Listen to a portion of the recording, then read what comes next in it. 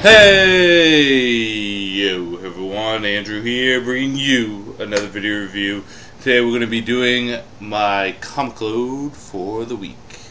Now before I actually get into the comic load, and I apologize because I didn't get to read everything, Red Hood and the Outlaws, Mortal Man, a couple other stuff I didn't get touched upon, Suicide Squad, but there's a reason for that, right? And I apologize for this week because I haven't been able to really put out many videos. I want to talk about Arrow Season 6, do a review of that, as well as a review of Flash Season 4. I'm going to be posting those up as what I am thinkings. But this week I've been tremendously understaffed at work, where I've had to pull out more hours than I usually do, and when I get home I'm usually tired. In addition to that, this weekend I am working both days, and then Father's Day is coming up, so I have to take...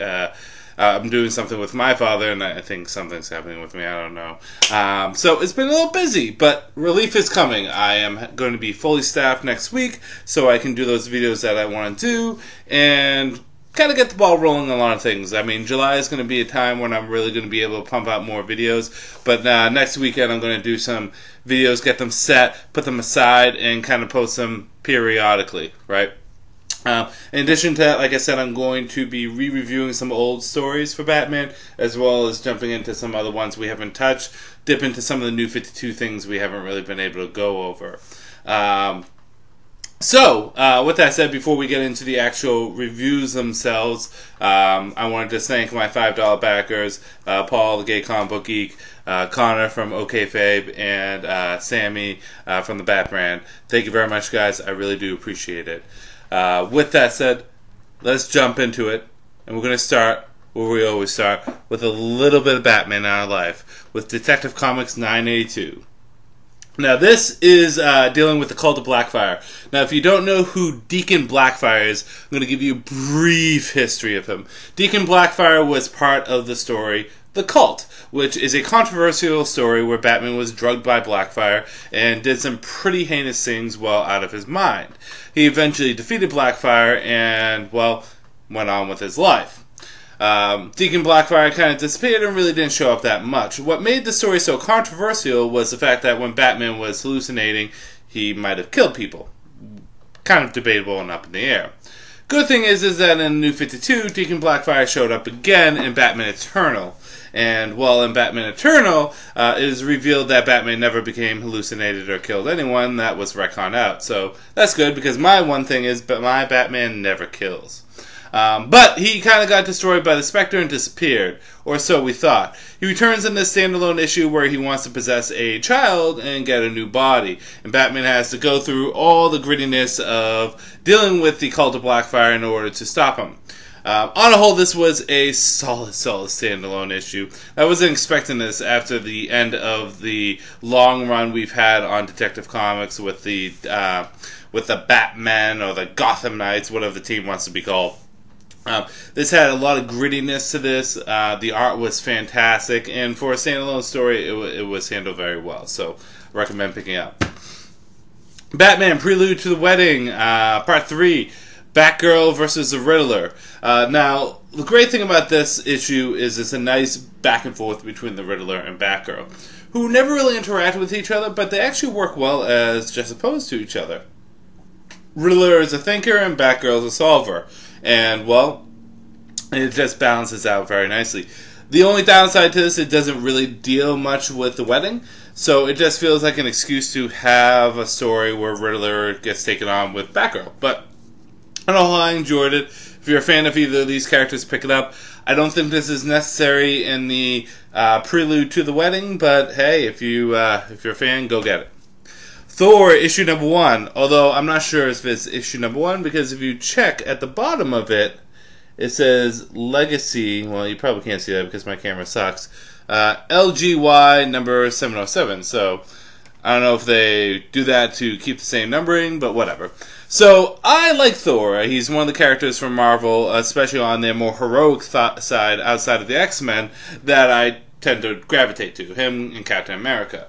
I read the Marvel Now Thor series up till like issue 20-something, and I dropped off. And nothing against female Thor, Jane Foster, but I didn't have any inkling to read her. I don't know why. Maybe it's because at that time it was just so sour with Marvel.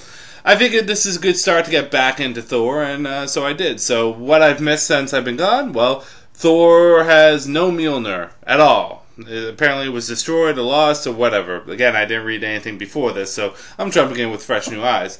And he's going through all the different, various different places to recover artifacts that belong to Asgard, because apparently he's not allowed to go to Asgard anymore. The Rainbow Bridge has been destroyed. So now he uses hundreds of different kinds of hammers, which looks pretty cool when he uses them, although it looks like there's an axe and a mace in there too, but uses all various different hammers to take on his enemies, and he has to begrudgingly team up with Loki. Although I'm not the biggest Marvel fan, I thought this issue captured me really well. I enjoyed it thoroughly through and through, and in saying that, I think it did a good job at kind of introducing someone who's been out of Thor for a while back into it. So I do recommend picking this up. Sideways, issue number 5. So we got a change in art and a change in writing. Kind of. Dididio kind of jumped off. But basically this picks up with the Showman, who is a new villain. I guess the first villain, really-ish.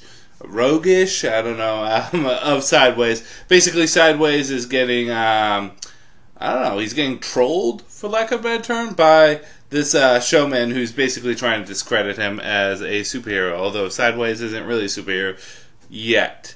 On a whole, this issue was really nice. I do like the introduction of the showman. I think he's a unique kind of villain. In addition to that, more development for Sideways and his supporting cast. This comic in whole, I think, is one of the better ones from the Dark Knight Metal New Age of Heroes initiative that DC has taken, and it does feel very blend between Spider-Man, Blue Beetle. Spider-Man Blue Beetle. It has a nice new blend of that. It works out really well, and continue picking this up if you are.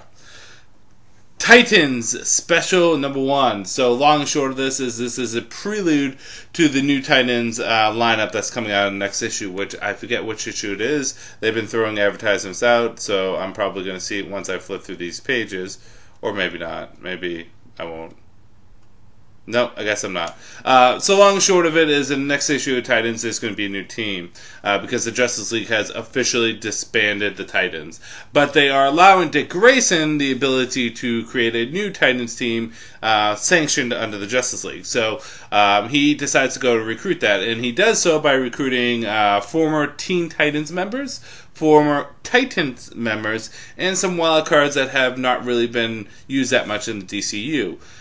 So you have Don Troy, who's a former Titan member, who I am happy gets back on this team. Beast Boy and Raven, who are former Teen Titans. Ms. Martian, which is in the New 52 she hasn't really been used, but previously she was on the Teen Titans. And then Steel's niece, who's, her name just absolutely, I know it's Natasha, but I forget what her exact superhero name was. That is bad. But, so they get the team together, and basically they have to serve as a backup defense to the Justice League, but in addition to that, deal with the bleeding and chaos that has come in from the breaking of the Source Wall. This issue was so enjoyable. A lot of great references, a lot of fun stuff in this. Nightwing's ass gets shown off a lot once again. One of my favorite moments is when Dick is talking to Donna, who was the hardest one to convince to join the team, and she basically says, "What are you going to call the team?" He says, "I don't know. I might just put new in front of it," which is such a good reference to the new Teen Titans or all new X-Men, or whenever they put new in front of some title. Really, really enjoyable. Pick it up. Flash 48. This is continuing Flash War, which is part 2. Basically, Wally is going off the deep end because he wants to save his kids, and Barry's basically trying to stop him so he doesn't cause more damage to the Speed Force. I really like this because you can kind of, at least for me, you can kind of see both sides of the issue, right? ultimately, if it comes between Barry and Wally, Barry's the more right of the two, because Barry's telling Wally, hey, like, listen, slow down, don't listen to this guy, don't listen to Hunter Zolomon, like, let's see if we can figure this out on our own. Let's not do drastic things, because if you destroy the Speed Force, if you do something, it could just erase everything, right? And Wally's saying, well, F you don't have kids, I did, I want my children back. That's the most important thing to me. I will go to hell and back for my children, which as a father for myself, I feel exactly the same way. With great art, great pacing, great story, Flash Wars turning out to be a great overall arc. Hal Jordan in the Green Lantern Corps issue number 46. This is continuing the Dark Star story, and basically is touching all points of the 4 Green Lanterns. Hal Jordan is dealing with Hector, and kind of them going back and forth and having a little bit of dialogue, and something shocking happens to Hal. Guy Gardner goes to kill his father because his father was a child abuser, particularly abusive towards Guy, so it's interesting how that gets resolved and not the way that you think. Kyle is dealing with the New Guards, and of course it's John Stewart and Zod. This has again been a very consistent, well-written book, and I really, really enjoyed it. It makes me sad Hal's not on the Justice League. I love Hal so much. But this is a true to form, great, well-written Green Lantern issue. Get it. Wonder Woman issue number, what is this, 49? 48. This is continuing the Dark God story. It makes references to the annual, although you don't need to read the annual to get into this. What I love about the story is that it doesn't deal much with Diana. It deals with her brother Jason, and we kind of get to see him shine and do a good job kind of defending the Earth in her absence. Yeah, through and through, great romp, solid issue, and nice development for Jason. Hawkman, issue number 1. Now, for those of you that don't know, I'm a pretty big Hawkman fan. It's tough for me to be a fan of Hawkman because, like with everything Hawkman, it's a confusing mess. I can map out Hawkman's history, but it's not going to work. It's just a pain. But the good thing that this issue does is a couple things. Number 1 is it basically tells you everything that happens from Hawkman, whether it be Golden Age, Silver Age, New 52, him being on Krypton, him being Thanagarian, him being a human, all counts, right? In some way, shape, or form. So, like, for example, in the New 52, when Hawkman's introduced as Savage Hawkman and was eventually killed by Despero, and the death of Hawkman, during Rebirth, he was a Thanagarian soldier. However, his death causes him to get reborn yet again as Carter Hall, who is a human. It all comes back to the fact that originally he was human, King Khufu. That was his origin point, but he's jumped back and forth to various different positions in his life and various different races and various different, and I mean races by, like, one time he was a Kryptonian, one time he was a Thanagarian. Like, he jumps between different planets. The other thing about this that does really good is it kind of detaches itself from Hawkgirl. Hawkman and Hawkgirl have always been kind of a package deal, and it's always kind of been that story of the torrid lovers that are forever bound by their destiny to get together and eventually die. But then Hawkman has no interest in that. He's more interested in the multiverse and what's going on with the Dark Knights and the bleeding of the Source Wall and all that fun jazz. So, although I do eventually want Hawkman and Hawkgirl to get together, I'm cool with them kind of doing their separate thing. Hawkman is just, you know, Joy running around, and Hawkgirl's on the Justice League. Great first issue. Not much happens in the way of what Hawkman is doing. He's just kind of grabbing stuff and researching stuff and stuff. Madame Xanadu shows up, but yeah, not too much happens. But hey, I really enjoyed this issue. Finishing this off is Man of Steel issue number 3 of 6. This picks up a lot better than issue 2 did. Issue 1 was fantastic. Issue 2 was okay. Issue number 3, really good. We get to learn more about the bad guy. I forget his name, but we get Apparently I don't learn enough because I don't remember his name, but we learn more about the bad guy. We also see him doing a crazy thing to the mythos of Superman, and we see Supergirl get involved, which I like. Her comic has been canceled, but it's kind of cool to see her be part of the Superman family. And yeah, there's action, adventure, love, romance, tragedy, everything. Like, maybe not love, romance, but Man of Steel is turning out to be a really great, fun series. So, of course, pick it up. This was a really good week of comics. Up and down, left and right. I had no complaints. Each issue was good, which is always good. That's what we want. We don't want to always have some bad critique of something. Sometimes it's good just to have a really good week.